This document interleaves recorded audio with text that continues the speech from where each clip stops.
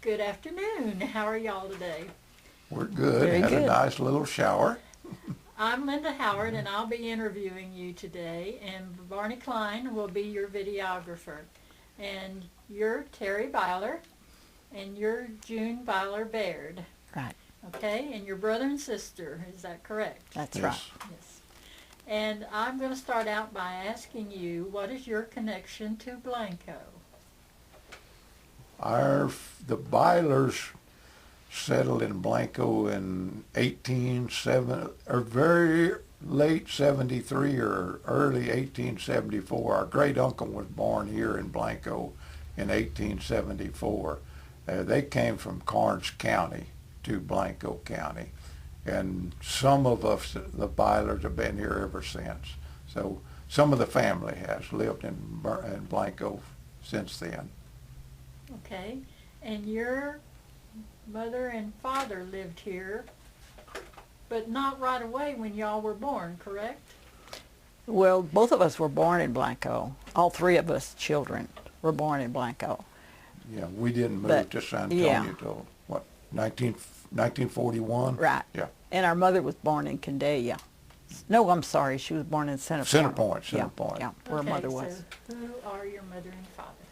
Okay. Well, our father was Weldon Byler, and our mother was Mildred Gorley. And her mother was a McElroy from Center Point. And I guess that's why she was born there at Center Point. But, She probably went home to Mama, yeah. have the babies. Okay, now, I remember from a previous interview with you guys about your grandparents. And you visited your grandparents in Blanco all the time. So Oh, who were yeah. your grandparents? And tell us a little about what you remember about visiting your grandparents. She's older than me. She'll remember better now. Well, we lived, when we were all born, all three of us, we lived in a little house below my grandma and grandpa Byler on Mesquite Street. And they were such a big part of our lives because we could walk back and forth, and they took care of us a lot. And we just have really good memories of them. And then when we moved to San Antonio during World War II, well, we would make trips up, and it was just great. We loved to come to their house. And they had a cellar. We were talking about that yesterday at the Candelia homecoming. We just loved to go in that old cellar. They had all kind of things. They had a what'd you call it, a phonograph? Yeah, thing? you cranked it up. Yeah, cranked it up. But everything was broken. We had needles, so we would do our fingers, make the records. I'm sure it sounded wonderful. What were their names? Tilden Byler, and his wife was Minnie Rogers. That was her maiden name. And her mother was a Wagner, so we're related to all the Wagners in Blanco also, and all the Gorleys and Candelia and Bernie. And You have a big family. yeah, we do. We're all pretty distant, but we all came from the same the old Wagner bloodline. He had, 21 children, Yes, didn't he? I quite a believe. few. Yeah, Yeah. all the Wagners that live in Blanco all derive from him, But yeah, it was, I guess, I'm trying to think, when we moved back here, 46, didn't we? I think that's what you We figured moved back. out. I was in the third grade. Yeah. Yeah. Well, you tell some things about our grandma and grandpa Byler, because they were really... Yeah, they were. Well, now the highway that goes up past the football field and the high school, and then you can go to Fredericksburg that way. That was not there. That wasn't a street even there then when we lived here. If you went up the river, you went by. We lived over after we moved back here. We lived down where the water plant is on there where the old Condaya Road crosses the river. We lived there in that rock house, and that's the way people went when they went to Fredericksburg or Lukenbach. You either went to Johnson City and got on 290 and went, or you went up the river on that dirt road. It was dirt. Asked June, she had to clean house. Oh, and, yes. That was dusty. Oh, my. Nobody had air conditioning, so we had all the windows open. In the summer, you could write your name and wipe it off, and about a minute later, a car would come by and you could write it again.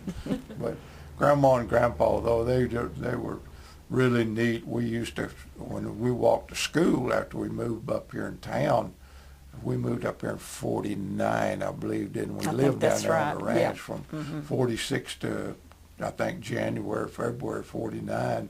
And we cut through those fields where the high school is now, and we'd walk to school, and we'd always stop at their house in the morning, and then going back home, we'd stop and visit with them a little bit. But Grandpa Byler used to take us fishing all the time, my brother and I.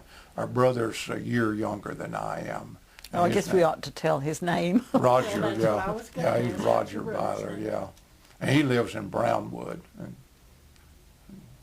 anyhow, we started out fishing, and well, it was Ruby's grandpa's place over there on the Guadalupe, or that Guadalupe State Park that belonged to Mr. Widener.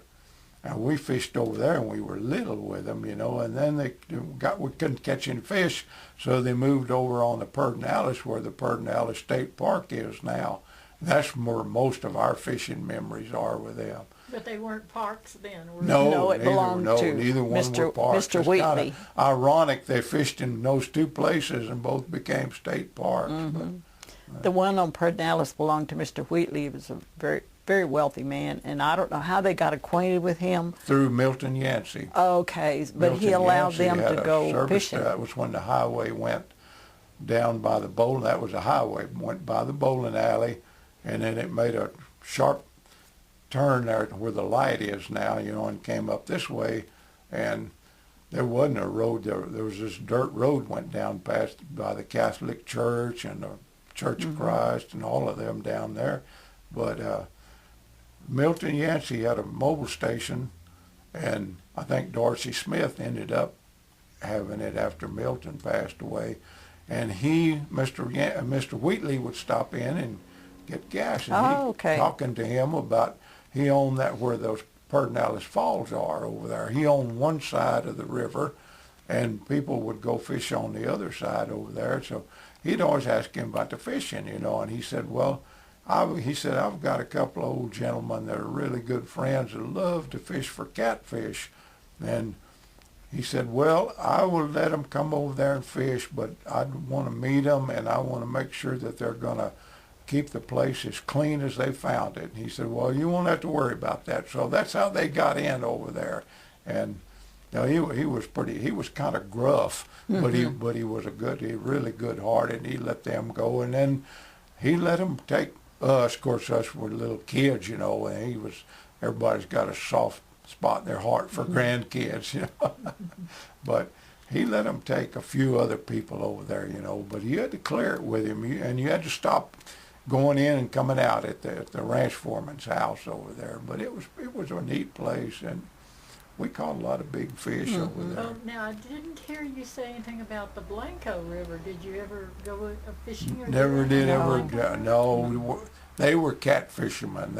They mostly wanted to catch catfish, but we fished one. Did you go with us, June, that time when we fished down at the McNair's? Yes. Mama had that bass and got off her hook on the bank. She screeched around forever about that. But there weren't many catfish in the Blanco, though. Not what they wanted. They wanted big ones. They wanted yellow cats, that's what they. And our great uncle, that was our grandpa's brother, he always went on these fishing trips. They were such buddies. Everybody called them the Byler boys, They which called was funny. themselves the Byler boys. Yes, which was funny. 80 years old, Yeah, but they were the Byler boys. But he grappled, or what? No, that's not what you call it. When you go under rocks and get the catfish and bring them back up. With your hands? Yes, Yeah. yes. It's not grappling. Yeah, that's it. Noodling is, I Noodling. think, what they call Yeah. it nowadays. They Yeah, call he it did noodling. that. Nobody else did that, but he did it. A lot of Do the you know Johnson how he City. did that? Can you explain how they did that? We never did do it. That was cheating by the time Yeah, we went with right. them. That wasn't too legal. But a lot of those Johnson City men would go down on the Pedernales, and those big old rocks out in the river, they'd poke around. If they'd take a stick usually, poke her, and if they felt something move, they knew there was a fish down in there, and they didn't. Some of them would have a big hook, I guess, on the end of that stick and that white rag. They'd stick it in there, and that catfish would bite at it, and they'd hook them like that. And that's how some of them did it. If they were too far back in there, they couldn't reach them with their arm, But we never did. They never did it when we were with them, No. But they pretty much fish for yellow cats. Yeah, they like big ones. Yeah. Well, now, did you have a nice modern fishing rod to do all this with, or what did you use to No, they didn't. They put trot lines out, which went across the river all the way across. You but might explain a little bit what a trot line a is lot of a people don't know. With It's no a boat. line, With yeah. no boat. No boats. Now, didn't have a boat. You swam across.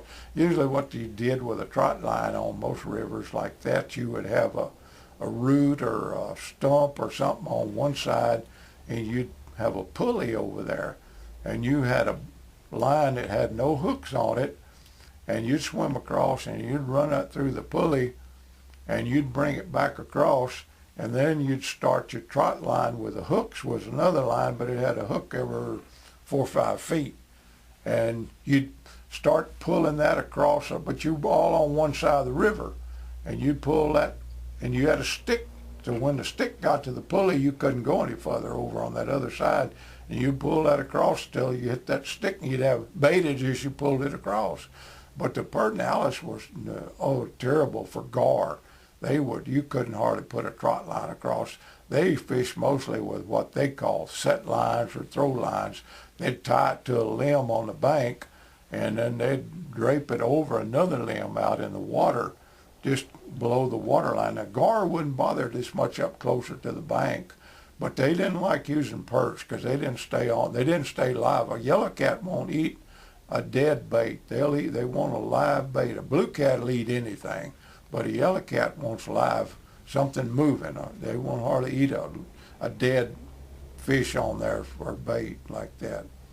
That's kind of unusual, but that's just the way they are, different kind of fish. Yeah. Well, now, what other kind of activities did you enjoy when you were here in Blanco with those grandparents?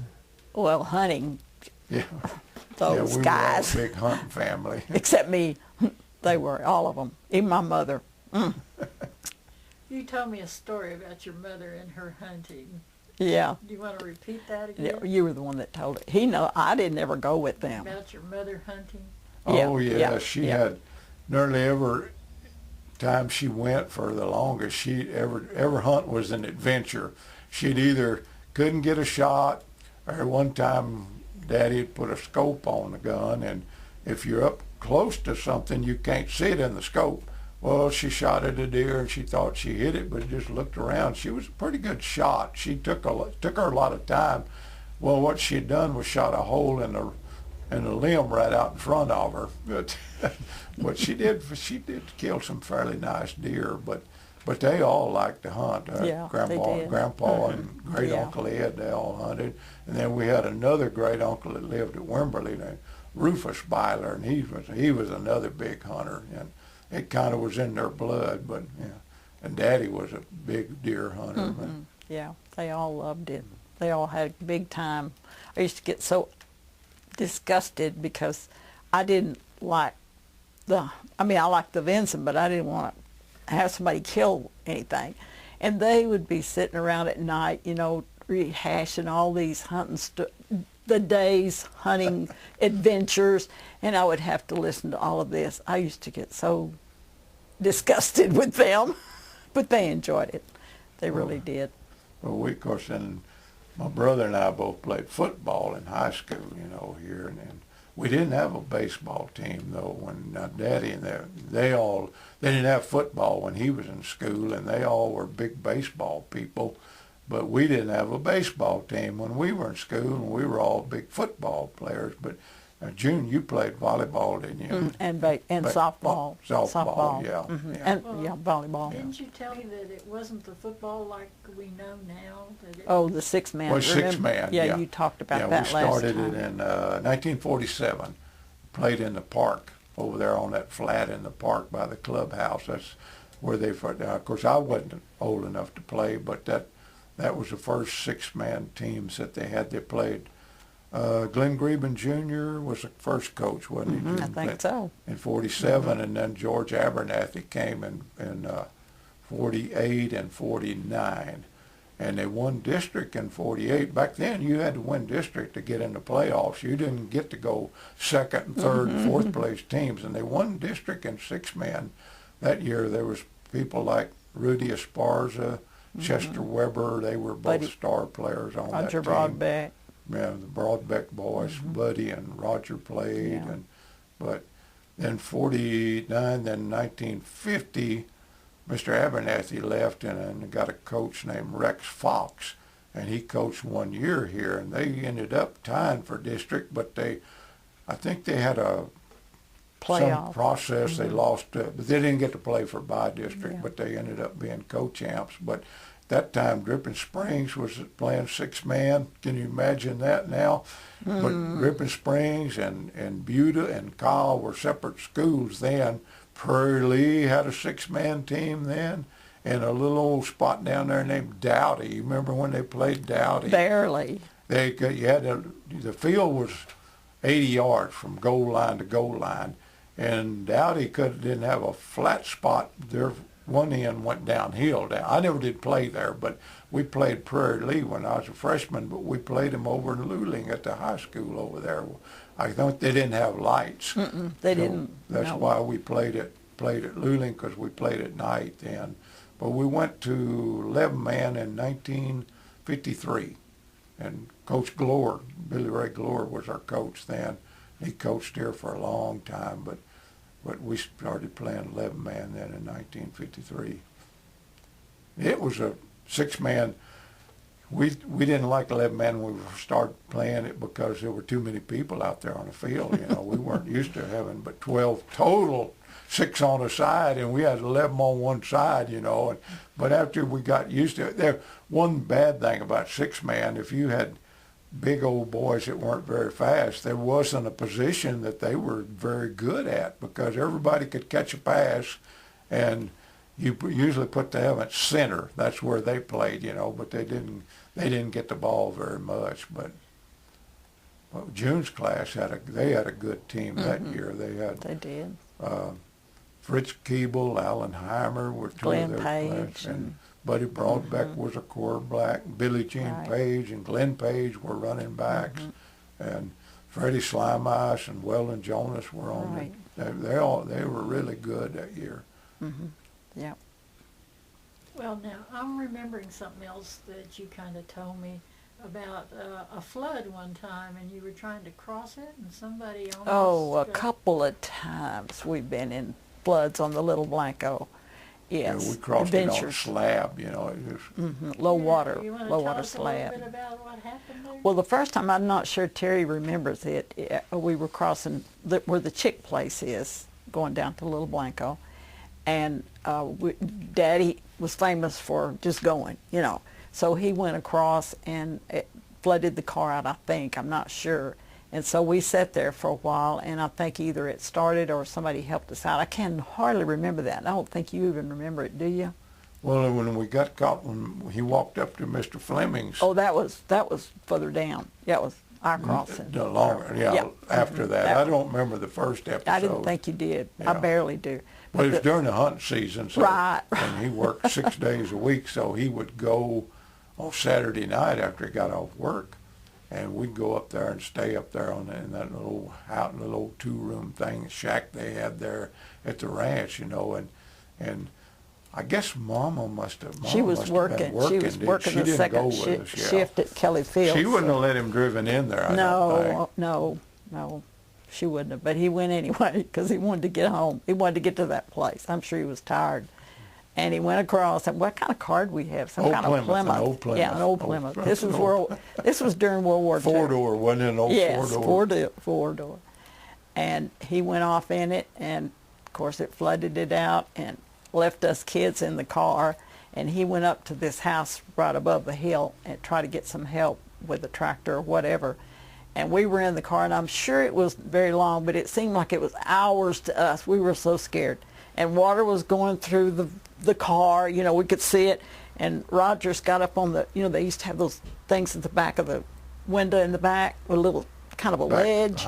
Rogers, the little one, Rogers was up there. I don't know where we were, jumping around on the seat. I guess so. Yeah. But was smart enough to open the doors so the water would go through the car, not start rolling it down, you know. Of course, they were heavier back then. But I remember he got us a bag of peanuts. Yeah, and some fruit. Out. And some fruit was floating around. Washed out of the car. But he got back down there, and I think they might have called Blanco to get a wrecker to pull us because he carried us out of there. No, that Hispanic guy had a tractor. Okay, pulled us out. Yeah, well, I guess while he was waiting for him to get there with the tractor, he came back though, and the creek, that little Blanco Creek, kept coming up, you know, getting higher, and it was in the fall, and I guess it'd been a tropical storm, you know, rained a lot. We don't know he that. He carried us over to the bank, you know, and got us out of the car in case it washed it off. He wasn't going to lose the kids. He would have been in trouble. You think your mother might have got a little upset? I'm sure she got upset anyway, because I'm sure we told exactly how it was, I bet he didn't tell her, though. No, he didn't tell her. But we were pretty scared. But that's one of those things you get out of, and then you think back, and oh, that was funny, yeah. Mm-hmm. But it is, you know, June and I were talking about this yesterday, it is hard for us to imagine thinking back what Blanco looked like in the 40s now, you know, because it's been like this a long time, you know, and you don't remember all these roads that were dirt roads. Mm-hmm. And what about the buildings in Blanco? What do you remember about the buildings? Have they changed? The outside, no, not that much around the square. Right on the square they haven't, although the Hunter's Inn wasn't there. No, there was a service station there. Yeah, our daddy worked there. Service station there, and there was a well, they call it the Rock Garage. Yeah, right beside the Hofflers owned that, and then the red and white. What is in there now? Where the red and white is? Town. But anyhow, I don't know. You Town and remember where Country. Vince Oliver Yes, was. yes, Yeah. Cranberries. Yeah. Yes, yeah, yeah, right. And then the post office was just on around. Of course, that city office there. There wasn't the cleaners there. There wasn't anything there, but the post office was around over there in Fulcher's drugstore. And then Yancey's mobile station. That's the only three things on that side of the square. And the square was dirt. It wasn't a pay around it, you know. I remember coming to town, and a lot of the people that come into town, I remember a lot of the black people from the colony would come, and they'd park over there, and they'd all visit, you know. And our daddy knew them all because I think they'd grown cotton, you know. They'd pick cotton for his dad, you know, for Grandpa. And they do tell me, I'm going to take that little boy home with me. And I was scared. I thought they might take me home. I didn't know. Well, it's real funny about Peyton Colony, because we never even knew about Peyton Colony till I moved back here in 80. I didn't find out about Peyton Colony. I didn't know where those people lived. They didn't live in Blanco. We just had one family, Jasper's. Upshaw. Jasper's family. Yeah. They lived right where he does now. And the rest of the people, we never even thought about it, because see, they didn't go to school with us. They had their own school. Those Jasper's family had to be taken down there. To go to school. Yeah, to go to school down there. And then if they wanted to go, well, probably now were they still segregated when you went, Linda? Were they integrated? Were the Upshaws going here then? There were no blacks. I didn't think they were. System. If they wanted to go to high school, it was a hardship on those kids. It was. They had to go live with a family in Austin. If you know, it's Coffee. Lawrence Coffee. Vicky or Sharon. He went to high school, and he was a great football player, great big stout fella, but couldn't go to school up here. Would have been wonderful if he could have. Yeah. The Upshaws, I believe, were the first blacks I can remember going to school here. You know, all the Jaspers went. Yeah. It was much, well, I graduated in 64, and it was after that they Yes, started yeah, having- probably it's Yeah. about 66. I think it was 68, but I'm not real sure about that. About the Okay, date. yeah, probably so. They moved the football field over there where it's at today, I believe in about 66 or 67, didn't they, Linda, I think? Yes. Yes. Somewhere right along in there. And I Right don't there. think, I Well, think after I got out of Douglas was the first black to play up there. Oh, on was that. he? Yeah, Okay. yeah, the Yeah. oldest one of Yeah. Jaspers. Uh-huh. And there were hardly any Hispanics that went, there was none hardly went We've through never school had here, high well, school maybe here. now, None. but when we- Ubali's had a few Ubali's. Yeah. Well, Usually, I went to school with Ubaldi's. yeah, So I know a there lot was of them some quit by the Hispanics time in they there. got in Yeah. high school. That's true. Yeah, it's amazing how many that we have here today, you know, that we didn't have back then. Right. Well, Right. I'm going to go into something else right quick because I want to get a little bit about the dating scene for you two. What was the dating scene like at that time? Ah. Well, nobody had a car. So if somebody's daddy would let them have a car, we would usually double date because the other person didn't have a car either. So it was usually double dates or triple dates. I think Terry's been on triple Oh, I'll dates. have to tell you an interesting one about some of the Condalia bunch. Okay, go ahead. Joy Brussels or Joy Krause, and we were talking about this at the bowling alley not long ago. She was going with Frank at that time. And he was a senior and Joy was let me see, she'd have been a junior, I guess.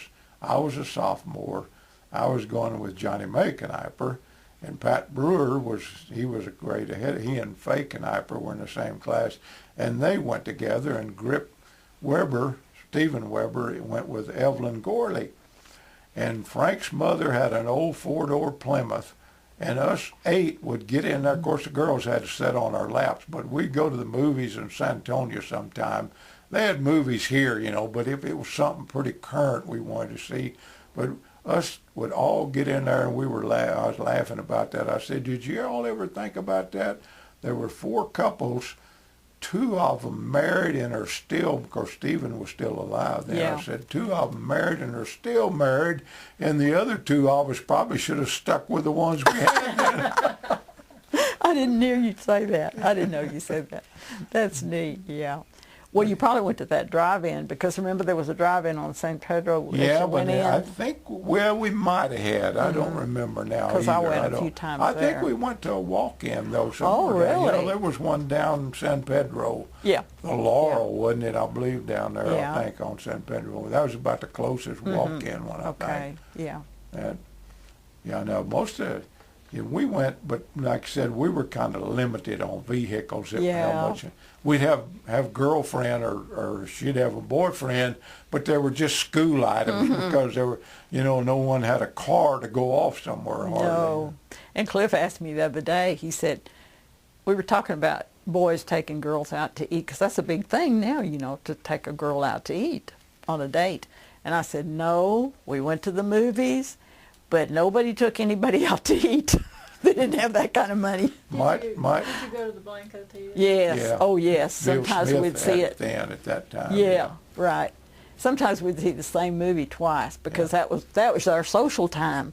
You know, we'd meet people and girls and guys And and then we call it confectionery. It's over there Yeah. by the bank. Red Bud is Yeah. there now. Yeah, is that what that's in there now? Yeah. Yeah. Charlie Yancey had that at Yeah, the there time. was it's that little portion of the bank right there between the Yeah, bank and right. the Red Uh-huh. Bud. Well, that was Little still building. probably there, Yeah. Linda, when you came over, wasn't it? Yes, The- it was. Yeah. Charlie Yancey had it, and you could get he made them, you know, you get Cokes and things like that there, you know, and he'd have little candy bars and things like that in there and sold newspapers. And sometime you'd meet your girlfriend over there and buy her a Coke or something, you know, and then we'd go to the bowling alley. I think Arlen Bensal's dad built that, I believe, in 46, 48, 40, somewhere Right after the along war. in there. But- And yeah. we'd go sometime, and we'd all kind of meet over there sometime, you know. Did you And take girls out to eat? Shoot, no. I yeah, didn't think maybe, so. Maybe a hamburger. I didn't that'd be think it. so. No, Yeah. we just didn't do that. You know. Yeah. Well, when I had my kids, we didn't go out to eat much either. I mean, you just can't afford things like that.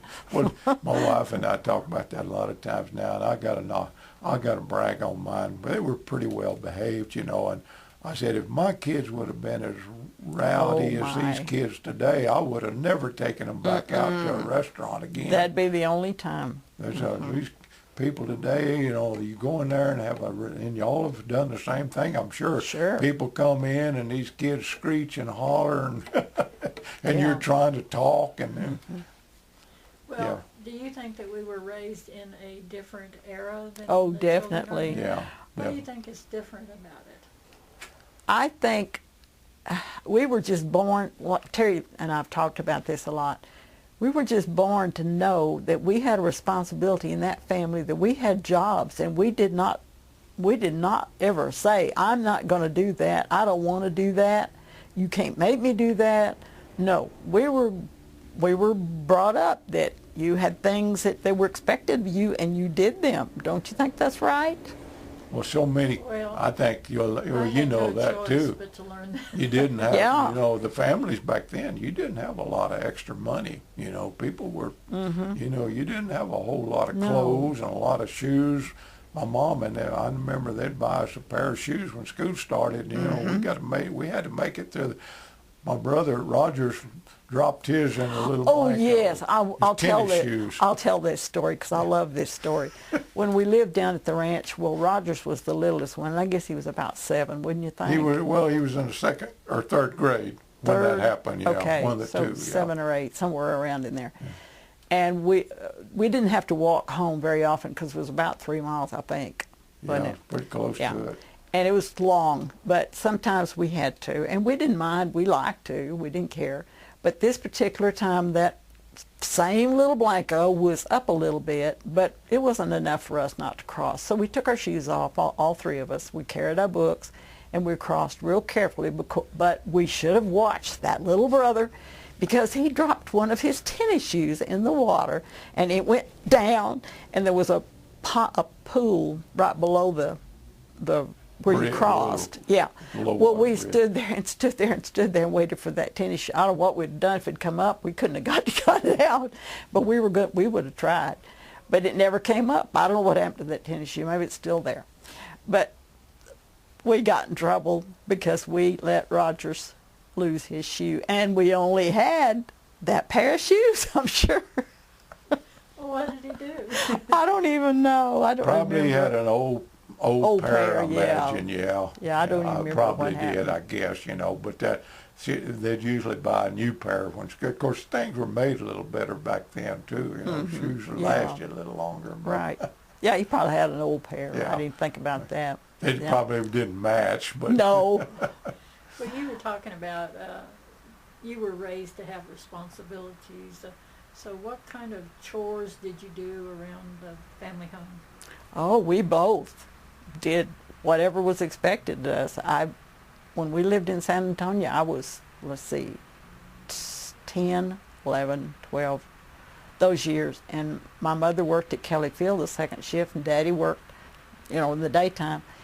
And my mother expected me to clean the house, and I did, and I never argued with her. I did it. Now, those guys were too little to do that then, but I did that. And then when I graduated and left home, then the boys had to clean house. yeah, but we had, Yeah, we had dishes. chores. We didn't like doing dishes too much, No. but we didn't mind the sweeping or the, the dust mopping. And we had wood floors in that old house up there on the river. And, we didn't mind that too much, but now Mom we didn't do wash. Well, we I didn't did. have automatic washers, but I did the wash. It was a Yeah. wringer and the tubs and everything. I she did worked that. at the Red and White, and they worked 6 days a week, and then every third Sunday they had to work till noon, I think. So she didn't have a lot of free time. No, she didn't. But but we did other things too. If there was a garden or anything to hoe, we did that. And when we lived at the ranch, we had pet they weren't pets. They were orphans. Orphan lambs and goats that their mamas either died or they didn't want them or something, and we bottled those. And they belonged to us. Daddy gave them to us if they lived.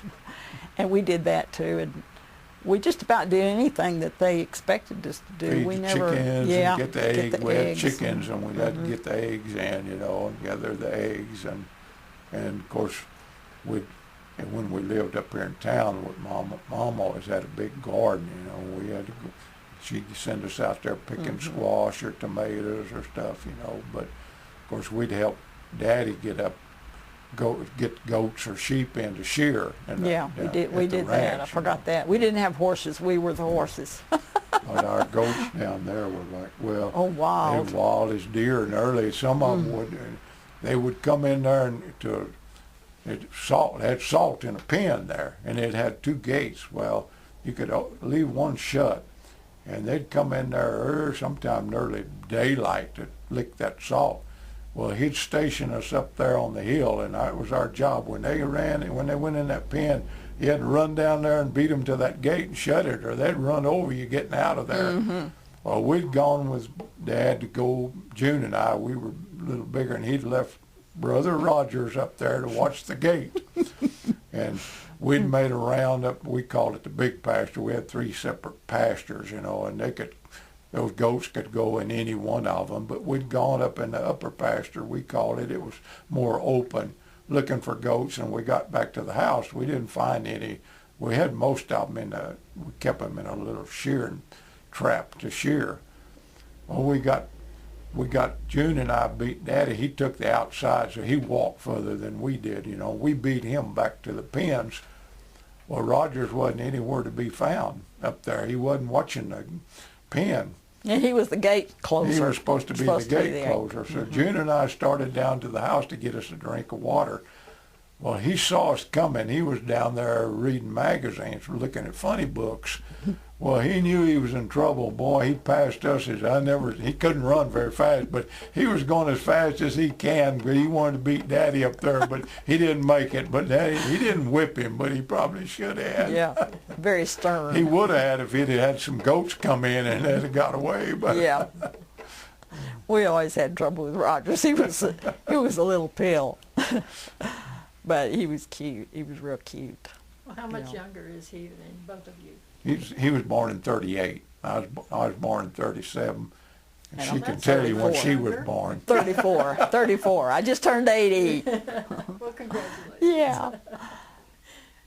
But those were fun times at the ranch. We really had a good time But there. we never, you know, and you probably didn't either, Linda, we didn't really think that much about not having a whole lot of material things because very few children in school we went to school with nobody did. else did. You know, I could probably name on one hand all the boys that had cars. Well, did you have a lot of fancy clothes? Oh, No, no. my mother made mine, and Yeah. she made And a our lot of their shirts. Yeah. Jeans we bought, but shirts she made. And women, and I know you probably saw your mom, you know, I used to laugh about that. I carried out groceries in red and white, and women would buy 50-pound bags of flour. They didn't buy it for a particular flour. They bought it for the pattern it was on. It came with patterns on the flour bags. You know, it had flowers and all kinds of designs, and they'd look, well, I got to get another one like that. I'll have enough to make a dress, or I'll have enough to make a shirt, you know. Yeah, I remember those. Yeah, most of the girls in my class, that's what our clothes were, feed sacks. But they were cute. Very few that were store-bought. Now, it had begun to change some in I'd say probably in the 60s, you'd begin to see a few more families had a little bit more stuff, you know, would buy their children shirts and stuff. Right. And golly, when I graduated from high school, of course I worked at Red and White, and so many customers knew me, and I sent out and nearly everybody gave me a shirt. And Lord, I wore those shirts forever. I had some of those shirts for 30 years. Oh, wow. But I rotate them. I didn't I didn't have one favorite that I wore out. Yeah. Well, you were talking about not being able to buy clothing at the stores and stuff like that. Do you remember when there was a department store in Blanco? Yeah, we had Hunters. We had Hunters, and then Red and White did have some Called it clothes dry too. goods, the Yeah. dry goods side. Uh-huh. But Dorothy Gorley yeah. worked in there. yeah. Yeah. And you could order things from Sears and Roebuck. I don't believe and Red and White Montgomery had. All they had were bolts of material, though. Oh, they didn't have clothes. Yeah, but no, Okay. Charlie Hunter did. He did, but yeah. we couldn't afford Yeah. those. Yeah, but golly, I think I'm trying to think. I believe Levi. Wasn't Charles Hunter on the west side? Yeah, by the theater. Yeah. Yeah. L&M Cafe was there, The movie. and the movie Lindemann. theater, and Charlie Hunter was in there. And I think Levi's were $3 1/4, I believe, $2.75 or $3 1/4 for a pair of Levi's back in the 50s. $2.75. Yes, can you believe that? And they would last all year. You know, they Yeah. made a lot better material yeah. than what they come in. Oh, it's ridiculous now. Oh, it is. It is. That's another thing that amazes all of us that are a little older is how much the money has changed in all those years. I mean, the cost of things, like a nickel for a Coke, and look now what you pay for a Coke. Is just unreal. Everything. Jukebox was a nickel a Yes, play, and yes. I think gasoline was 10 to 20 cents a gallon. We'd go get gas. We'd ride around. The one us that finally had car. We didn't usually. Most of us that worked, we'd have enough money to buy an old car by the time we were about out of high school. And we'd go on Saturdays riding around, cruising town, which didn't take long to go from one end to the other, and we'd get $1 worth of gas. Well, that was 5 gallons, and you could drive a long time on 5 gallons. Well, that was our entertainment too. I forgot about that. We Yeah. rode around a lot. Yeah. You know, nowhere, just riding around, just laughing and We'd cutting up. drive. Big thing was going through the park. Yes, It was open on yes. both ends, and of course you didn't have the entrance. You got in down below the bowling alley. That was the main entrance, and you could drive all the way through and come out on the old Condalia Road. You probably remember that. Mm-hmm. And they didn't. Rob Cravat was a park manager, and they didn't close it off or anything, you know. And we'd cruise through the park 2 or 3 times, you know, and wasn't much excitement. Well, Terry has told me some excitement that I didn't know about that they had in the park, but I don't know if you want to tell No, that. You we're might not get gonna go arrested. into that. Come on now. You might get arrested. I don't want to incriminate some of those people. Okay, that's right. You'd have to name names. Yeah, well, we got into an onion fight with some Boy Scouts.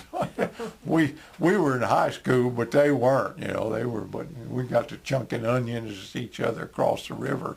But you know, I don't know if you remember that, but I guess that was the 52 when it broke all the tops out of all those trees in the park. 52. You know, so many. You know, they used to have big, and they did it on the Pedernales also in 52. That Big old pecan trees. yeah. It washed out the bridge there in town in 52. Yeah. Yeah. Well, tell me a little bit more about the park. There's been a lot of activities in the park, the rodeos and stuff. Oh, in the yeah, park. Did y'all baseball. ever enjoy Yeah, anything in the and park? circuses and fairs. We used to have the fairs here. Yeah, we used didn't to have them the in fair Johnson out there City. on that big flat across from the clubhouse. Of course, us kids all walked down there that lived in town and swam there Oh, when every the river was every dry. day. Yeah, yeah, yeah. It was great. Yeah, the park was a big part of our lives. Good social. They had a baseball Media. field or softball field there in that flat, but then they also had built. That would have been though in the late 50s, I believe. They had made a roping arena there in the park up against the hill, and I know some of those Roy Finch and some of them roped over there. Oh, I don't even remember Yeah. that. I guess think you was were away. already left okay, here, I was yeah. already gone. Yeah. Yeah. Yeah. They didn't do it too awfully long because they usually roped at Johnson City. Well, I know you probably, I don't know if you remember when they used to rope at Knipers over there. You told me Okay. about that, but I never went, and I didn't even Yeah. know about it. Yeah. Yeah. Lee and them used to all rope. And Roy They Dale, had a rodeo there in yeah, town. used to Yeah. have a I rodeo. remember You remember that? Yeah. Yes. Yeah. We went over there, I guess, one time with Mom and Dad.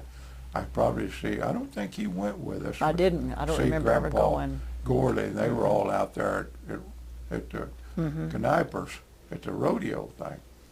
And they had that big high fence where they had put $5, I think, which was a day's work back then, you know, on a bull's horn. And they turned that bull loose in that arena, and I was so impressed. I don't know, he was built kind of like, you know, who Gus Barrington, about how big Gus was. It might have been Gus because he was pretty gritty, but he got out there with that bull and got that money off that horn. If they could get that money off the horn, they could keep it. I thought that was impressive. Wow. But you didn't want to do it, did you? Oh, no. No. He was the only one that volunteered to go out there, too. But he knew what he was doing. He got it off of there. But it chased at him a little bit, but he was able to stay away from it. But I know Roy Dale roped.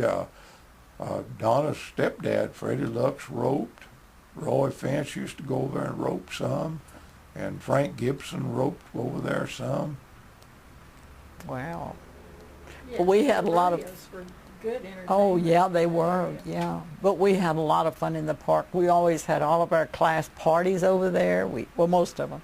We had reunions over there. We had picnic, church, NYF things over there. We Well, had you know where that parties. big long table was, closer to the old Condaya Road, you know, and that. Well, do you remember when the pipe was stuck in the ground and that water came out of that pipe? That's That right spring? there at the Condaya. That spring? That spring came I out don't there. remember Oh, that. yeah. I don't remember Yeah, it was that, but I nearly know there, where it is. right there at the old bridge, old low water bridge there. They had a pipe stuck back in the ground there, and that run. And when it was wet years, they'd run water out of that. You know, but they had those big long tables. We had, Sarah, I think we had a couple of Gorley get-togethers Yeah, over there. we did. You must have lived in Blanco when they started putting in the utility systems in Blanco, the sewers and the waters. And Probably so, because we don't nobody had know. a sewer back No, then, though. No, they always had. And a lot of people had wells, and they didn't. Yeah. We had a well even up there where we lived there on the river. You know, we had a spring that came out down below us there.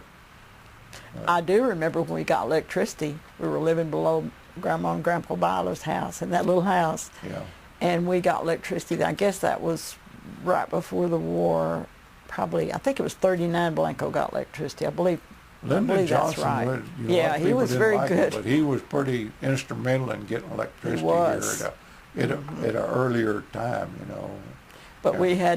we had a rope or string electric cord that came down, and then you had a bulb, and that was our electricity bulb. We thought that was wonderful, I'm sure. And we could play radios, and it was great. And Rogers, the little brother, stuck a bobby pin in a And socket and shocked him. Naturally, that boy. I take it he was your adventuresome one? Yes, he was. We told him yesterday, he was at the reunion, we told him, you need to come today and help us do this oral history. Well, they had to get back to Brownwood. They had a dog. Yeah. He don't Take like care. for us to tell too many stories. No, we couldn't tell stories if he was here. No. Mm-mm. In the first place, he would deny it. He said, Yeah, that's he did. not right. Why don't y'all ever tell any on y'all? And we said, we didn't ever do anything wrong. No. We're good. Yeah. We tried to be. And we're about out of time. We about done? Are we done already? Okay. Okay, you got a few more minutes. Okay. Yeah, okay. I'm All right. going to give you an opportunity to tell us anything you want before we wrap this up. So what would you like to talk about or tell us, and what do you want on your oral history interview? Have you thought about that?